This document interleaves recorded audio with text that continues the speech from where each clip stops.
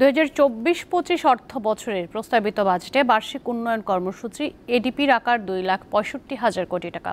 শুধু যোগাযোগ অবকাঠামোতে 80,498 কোটি টাকা বরাদ্দের প্রস্তাব করেছেন অর্থমন্ত্রী। বৃহস্পতিবার বাজেট বক্তব্যে তিনি এই তথ্য দেন। দ্বাদশ জাতীয় সংসদ নির্বাচনে আওয়ামী লীগের নির্বাচনী ইশতেহারে যে 11টি বিষয়কে গুরুত্ব দেয়া হয় তার মধ্যে অন্যতম দৃশ্যমান অবকাঠামো বৃদ্ধি করে অর্থনীতিতে গতি আনা। সরকারের বর্তমান মেয়াদের প্রথম প্রস্তাবিত বাজেটে তার প্রতিফলন রয়েছে অর্থমন্ত্রীর বক্তব্যে।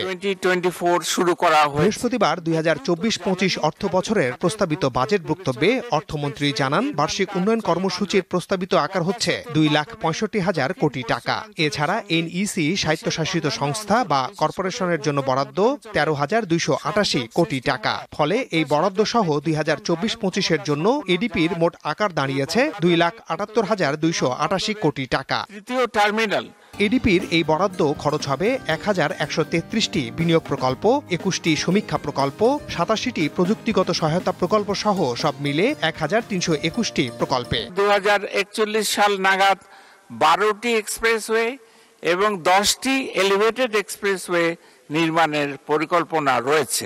ঢাকা মহানগরী ও তৎসংলগ্ন পার্শ্ববর্তী এলাকার যানজট নিরসনে 6টি মেট্রো রেলের সমন্বয়ে একটি শক্তিশালী নেটওয়ার্ক গড়ে তোলা হচ্ছে।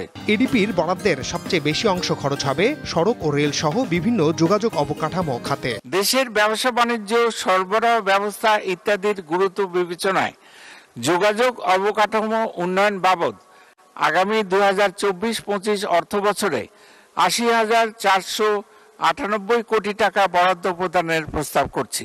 অর্থমন্ত্রী জানান, বর্তমানে দেশে 30,277 মেগাওয়াট বিদ্যুৎ উৎপাদন সক্ষমতা রয়েছে। 2030 সালে এটিকে 40,000 মেগাওয়াটে উন্নীত করতে চায় সরকার। একই সাথে সুনীল অর্থনীতির বিষয়ে গবেষণা ও অনুসন্ধান চালাতে 100 কোটি টাকা বিশেষ বরাদ্দের প্রস্তাব দেন তিনি। মাহমুদ শাওন, দীপ্ত সংবাদ, ঢাকা।